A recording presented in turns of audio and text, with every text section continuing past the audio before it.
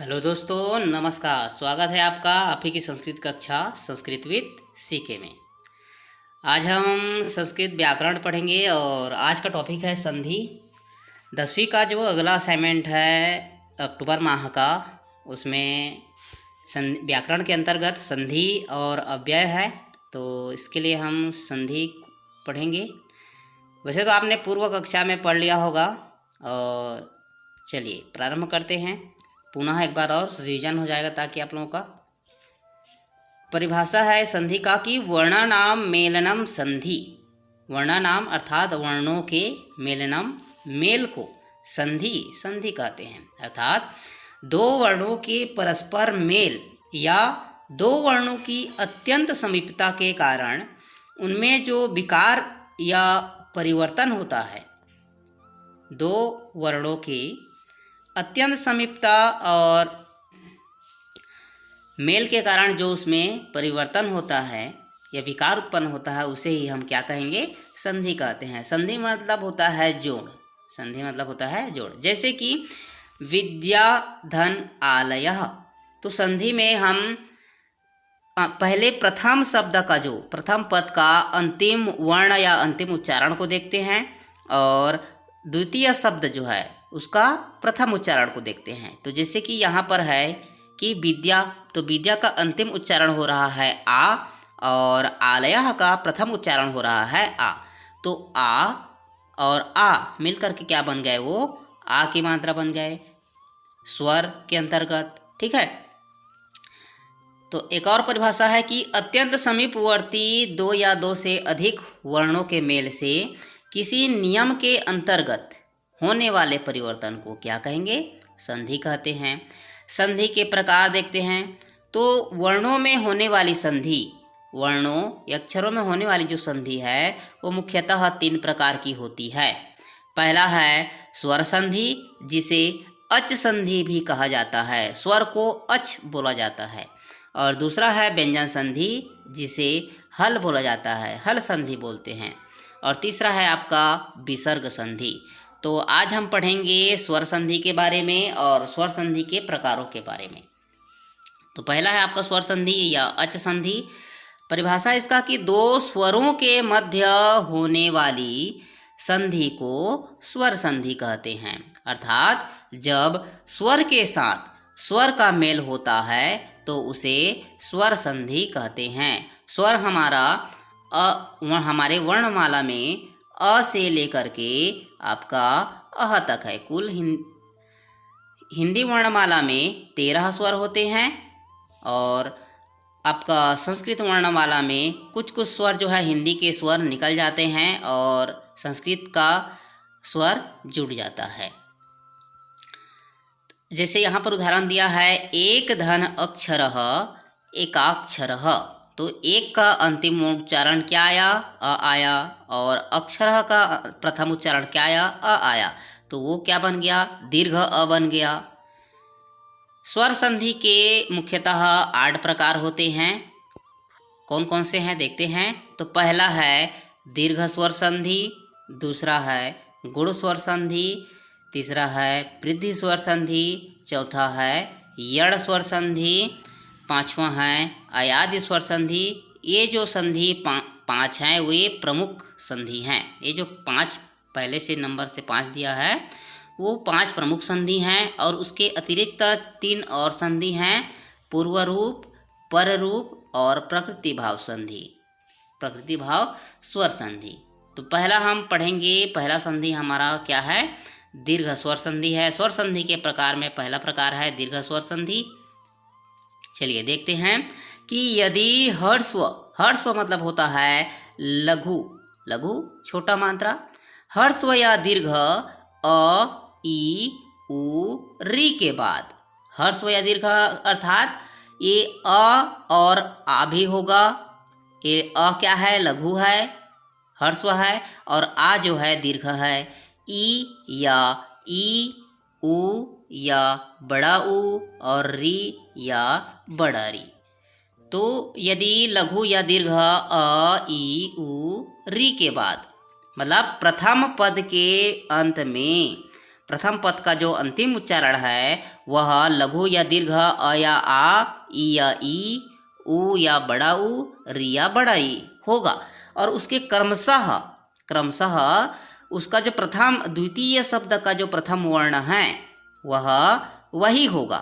मतलब जो पहले में आया था, प्रथम पद में आया था, वही दूसरा पद में आएगा। मतलब समान स्वर होगा, समान स्वर होगा। तो क्रमशः अ, आ, ई, ऊ या री होगा।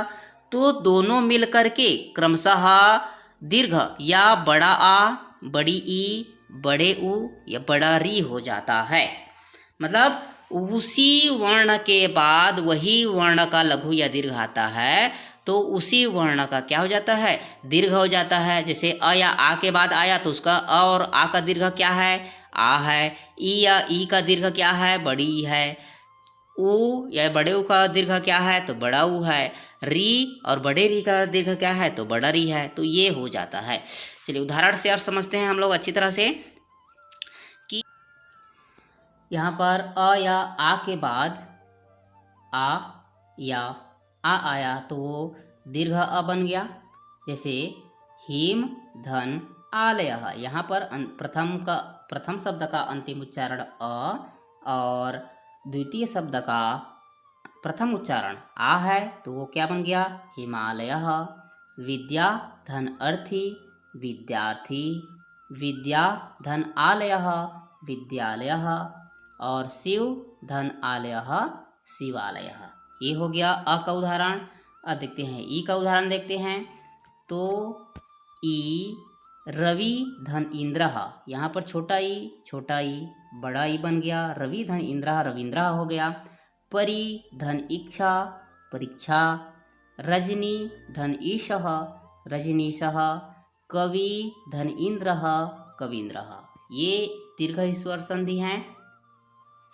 और ऊ का उदाहरण देखते हैं। तो भानु धन उदयः भानुदयः, सु धन उक्तिः सुक्तिः। मतलब समान स्वर के बाद समान स्वर आता है, वही आता है तो उसी स्वर का दीर्घ हो जाता है।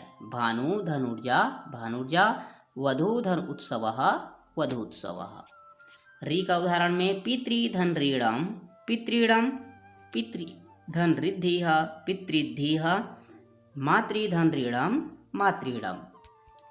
इस प्रकार से ये दीर्घ स्वर संधि जब समान स्वर के बाद समान स्वर आता है उसी क्रमशः वही स्वर आएगा, उसी स्वर का दीर्घ या लघु आता है तो क्या बन जाता है, दीर्घ। उसी वर्ण का दीर्घ बन जाता है। दूसरा है गुण स्वर संधि। तो गुण स्वर संधि में अब क्या होगा, तो यदि अ या आ के बाद, किसके बाद, अ या आ के बाद लघु या दीर्घ ई, ऊ, री या री आता है, किसके बाद आएगा, अ या आ के बाद ही आएगा। तो उसके बाद क्या बनेगा, ई छोटा ई या बड़ा ई, छोटे ऊ या बड़े ऊ, छोटा री या बड़े री, और री आवे तो उसके स्थान पर क्रमशः क्या हो जाएगा, ई के बाद आएगा तो ए की मात्रा, ऊ के बाद आएगा तो ओ की मात्रा, री के बाद आएगा तो और री के बाद आएगा तो अल हो जाता है। मतलब मात्राओं को हमको ध्यान देना है। यदि ए की मात्रा और ओ की मात्रा और अर है तो वो क्या हो जाता है, वो गुणादेश हो जाता है, गुण स्वर संधि हो जाता है। जैसे उदाहरण स्वरूप देखते हैं यहाँ पर, गण धन ईशः गणेशः, नर धन इंद्रः नरेंद्रः। एक की मात्रा बना दोनों में। उसके बाद सूर्य धन उदयः, अ के बाद ऊ आया तो ओ बन गया। पर धन उपकारः, अ के बाद ऊ आया तो ओ की मात्रा बन गया। सप्त धन ऋषि, अ के बाद री आया तो अर बन गया। सप्तर्षि, अरसी, अर आ रहा है यहाँ पर उच्चारण, तो ए की मात्रा, ये ओ की मात्रा और ये अर, और तौर धन लिकारः तलवलकारः। ये हो गया ऋ का। ब्रह्मधन ऋषि ब्रह्मर्षि। इसी प्रकार से गुण स्वर संधि में क्या कौन सी मात्रा बनता है उसी को ध्यान में रखना है आपको। ए की मात्रा बनेगा, ओ की मात्रा बनेगा और अर बन जाएगा। चलिए तीसरा है वृद्धि स्वर संधि। तो वृद्धि स्वर संधि जो है गुण स्वर संधि का बड़ा भाई है। ठीक है, वृद्धि स्वर संधि जो है गुण स्वर संधि का बड़ा भाई है। जैसे वहाँ पर जो ए की मात्रा बन रहा था यहाँ पर ऐ की मात्रा बन जाएगा, वहाँ पर जो ओ की मात्रा बन रहा था यहाँ पर औ की मात्रा बन जाएगा, और वहाँ पर जो अर बन रहा था तो यहाँ पर उच्चारण जो है आर बन जाएगा, मतलब जस्ट उसका बड़ा हो जाएगा, वृद्धि हो जाएगा, मात्राओं में वृद्धि हो जाएगी। ए का मात्रा अ हो जाएगा, ओ की मात्रा का औ हो जाएगा, और अर का जो है यहाँ पर आर हो जाएगा। तो चलिए देखते हैं किस प्रकार से होगा। तो वृद्धि स्वर संधि यदि अ या आ के बाद, देखो वहाँ पर भी अ या आ के बाद ही आया था, यहाँ पर भी अ या आ के बाद ही आएगा। वहाँ पर क्या क्या आया था, ई उ री री आया था, तो यहाँ पर क्या हो जाएगा, अ या आ के बाद ए या ऐ आएगा तो ऐ की मात्रा, ओ या औ आएगा तो औ की मात्रा, और री आएगा तो आर की मात्रा हो जाएगा। ठीक है, वहाँ पर क्या क्या था, ई उ री के बाद आता था अ या आ के बाद, तो यहाँ पर ए ऐ या ओ औ या री आएगा।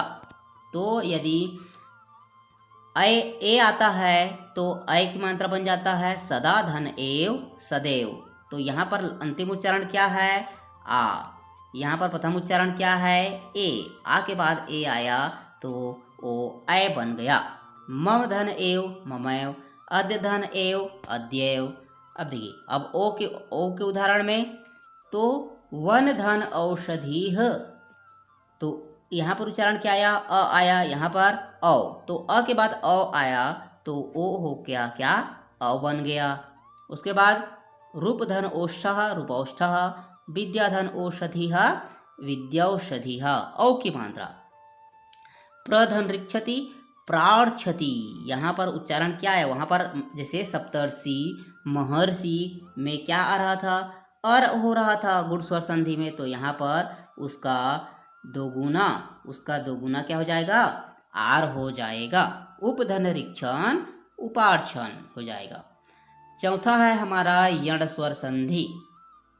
तो ये इसमें क्या होगा, यदि हर्स्व लघु या दीर्घ ई उ री के बाद, ई उ री के बाद यदि कोई अन्य स्वर आता है, मतलब इनको छोड़ करके लघु या दीर्घ ई उ री बड़ा री और री के बाद यदि कोई उनको छोड़ करके अन्य स्वर आता है तो क्रमशः ई या ई के बाद आएगा तो या उ के बाद आएगा तो व, री या बड़ा री के बाद आएगा तो र, और री के बाद आएगा तो ल हो जाता है। यहाँ पर हमको ध्यान देना है क्या क्या बनेगा, यहाँ पर बनेगा य व र और ल, यही चारों यहाँ पर बनेंगे, तो इसको ध्यान देना है आपको। य का उदाहरण को देखते हैं। तो यदि धन अपि, ई के बाद यहाँ पर अ आया, ई के बाद अ आया, तो ई के बाद सामान्यतः ई के बाद अ का उच्चारण करेंगे तो य बनता है, य बना। ई के बाद अ का उच्चारण किए तो क्या बना, य बना। तो यहाँ पर यदि धन अपि यद्यपि, प्रति धन एकम, ई के बाद ए आया तो य बन गया प्रत्येकम। नदी धन अम्बोह नद्यम्बुह, य नद्य। इति धन उवास, ई के बाद उ आया तो यू उ बन गया, यह बन गया। व का उदाहरण देखते हैं। तो व के क्या होगा, उ के बाद अ आएगा तो व बन जाएगा, उ के बाद अ या आएगा तो क्या बन जाएगा, व। सुधन आगतम स्वागतम, भूधन आदिह भ्वादिह, सुधन आहा स्वाहा, और अनुधन अयः अन्वयः, व बन गया। तीसरा देखते हैं र। तो र का क्या होगा, पितृधन उपदेशः, री के बाद अ या आ आया तो यहाँ पर क्या बन गया, र बन गया। पितृधन उपदेशः पितृपदेशः, पितृधन आज्ञा पित्राज्ञा, और मातृधन अधिकारः मात्राधिकारः। ल का उदाहरण देखते हैं। तो ली धन आकृति है, तो लाकृति है, ल बन गया यहाँ पर, मतलब री के बाद री के बाद कोई अन्य स्वर आता है, जैसे अ आता है, री के बाद यदि या आता है तो वो बन जाता है ल बन जाता है। री धन अकारः लकारः। इसी प्रकार से यण स्वर संधि, इसमें क्या होगा, यदि लघु या दीर्घ अ ई उ री के पश्चात यदि कोई अन्य स्वर आता है तो क्रमशः ई के बाद आएगा तो य, उ के बाद आएगा तो व, छोटा री बड़ा री के बाद आएगा तो र, और री के बाद आएगा तो ल हो जाता है। चलिए पांचवा है हम लोग का अयादी स्वर संधि। तो अयादी स्वर संधि में क्या क्या होता है, तो यदि ए ऐ ओ औ के बाद, अब देखो पहला हम लोग पढ़े दीर्घ स्वर संधि, तो उसमें क्या होता था, समान स्वर के बाद समान स्वर आता था। दूसरा हम लोग पढ़े वृद्धि मतलब दीर्घ स्वर संधि के बाद गुण स्वर संधि पढ़े, तो गुण स्वर संधि में क्या आता था, अ या आ के बाद आता था। उसके बाद वृद्धि स्वर संधि में भी अ या आ के बाद आता था। अब दोनों का हो गया निपटारा। हम उसके बाद हम लोग क्या पढ़े, उसके बाद पढ़े हम लोग वृद्धि स्वर संधि में अ या आ के बाद ही आया। अब चौथा में पढ़े हम लोग क्या, चौथा में हम पढ़े हम लोग यण स्वर संधि। तो यहाँ पर ई उ ली के पश्चात आया। अब स्वर में कौन कौन बच गए, ए ऐ ओ औ, यही चारों बच गए जो मुख्य स्वर हैं। तो उनके बाद अब देखो उनका भी बारी आना चाहिए, वो भी तो छूट जा रहे थे। तो यदि ए ऐ ओ औ के बाद, अब देखो सभी जो स्वर हैं उनको सभी के बाद सभी आता है। तो ए ऐ ओ औ के बाद यदि कोई अन्य स्वर आता है तो ए के बाद आएगा तो अय बन जाएगा, अय के बाद आएगा तो आय बन जाएगा, औ के बाद आएगा तो औ बन जाएगा, और औ के बाद आएगा तो आओ बन जाता है। तो किस प्रकार से बनता है चलिए देखते हैं। उदाहरण है यहाँ पर, ए का क्या बनता है, अय बनता है, ए का अय बनता है। तो ने धन अनम, ए के बाद अ आया तो नयनम बन गया। तो किस प्रकार से बना चलिए देखते हैं। तो हम लोग यदि नयनम का अन्वय यदि करते हैं, नयनम का यदि अन्वय करेंगे तो न धन अ धन य धन अ धन न धन अ धन म, मतलब अन्वय करेंगे एक एक शब्दों उसके वर्णों में विच्छेद करेंगे तो हम लोग को क्या प्राप्त होगा, ऐसा प्राप्त होगा। तो यहाँ पर अय आ रहा है, अय आ रहा है, तो ये हो गया अय का। नायकः, यदि नायकः आय में तो न धन आ धन य धन अ धन क धन अ, धन विसर्ग, तो यहाँ पर क्या बन गया, आय बन गया। पवनम का अन्वय करेंगे तो आओ औ बनता है, पावकः का अन्वय करेंगे तो आओ बनता है। तो इसी प्रकार से क्या क्या बनना है हम लोग का चार्ट हो, अय आय औ औ, इन्हीं चारों को आप लोग को याद रखना है। यण स्वर संधि में जैसे य र ल व बनता था, तो उसी प्रकार से यहाँ पर क्या बनेगा, अय आय औ आओ, चार्ट बनेगा। तो एक उदाहरण, नेधन अनम नयनम, से धन अनम शयनम। अय का उदाहरण, नय धन अकः नायकः, गय धन अकः गायकः। ओ का उदाहरण में पो धन अनम पवनम, भो धन अति भवति, गो धन एषणा गवेषणा, ओ धन भो धन अनम भवनम। औ का उदाहरण में पौ धन अकः पावकः, भौ धन उकः भावुकः। तो ये जो है अयादि स्वर संधि। अब देखिए यहाँ पर अय जो हो रहा है उसमें ए की मात्रा था, अय में ए की मात्रा था, आय में अय की मात्रा था। तो देखिए अय में यहाँ पर मात्रा वृद्धि हुआ तो यहाँ पर भी मात्रा वृद्धि हो गया, उसको ध्यान में रखना है आप लोगों को। और ओ और औ का देखते हैं तो यहाँ पर पो धन अनम, ओ था तो औ था, यहाँ पर आव हो गए, यहाँ पर आ की मात्रा बढ़ गया तो यहाँ पर भी औ की मात्रा बढ़ जाएगा। तो संधि विच्छेद करते समय उनका आपको ध्यान रखना है। चलिए ये जो हमारे जो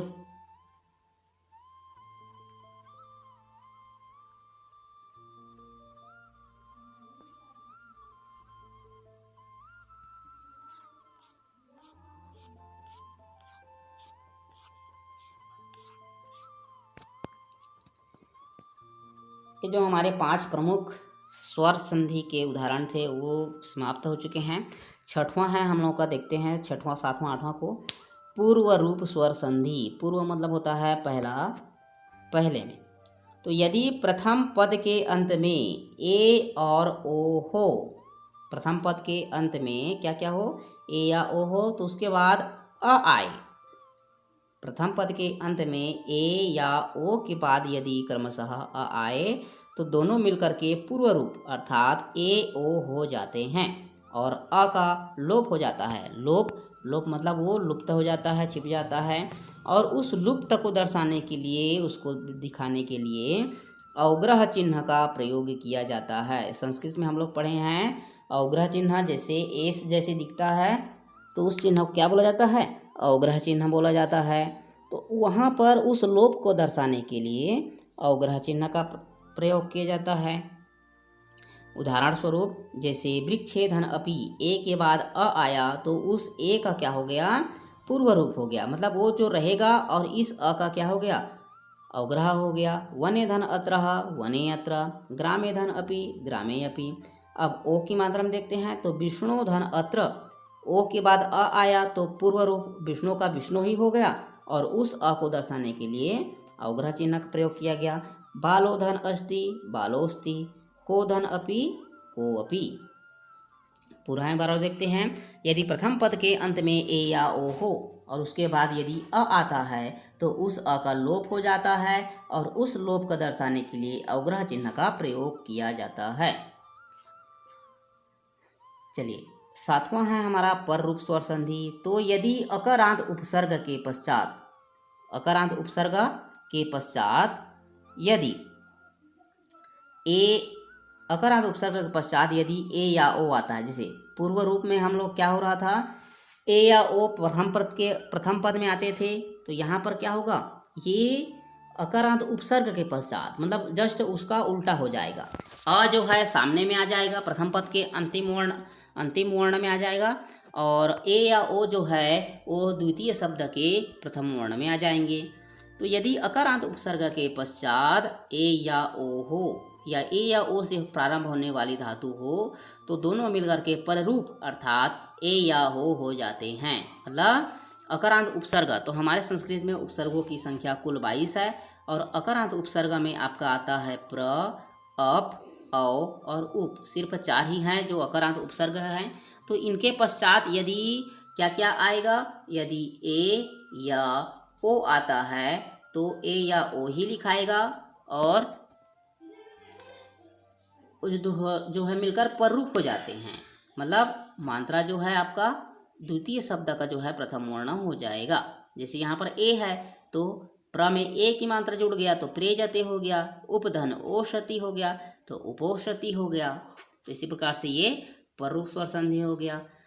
अंतिम है प्रकृति भाव स्वर संधि। तो किसी शब्द के द्विवचन के रूप के अंत में यदि ई या ऊ तथा ए के आगे किसी स्वर के आने पर कोई भी संधि नहीं होती है। मतलब नियमानुसार संधि होना रहता है, लेकिन किसी शब्द के द्विवचन के अंत में, द्विवचन के रूप के अंत में यदि ई या ऊ तथा ए के आगे, ई, ऊ या ए के आगे कोई अन्य स्वर या आगे किसी स्वर के आने पर भी कोई भी संधि नहीं होती है।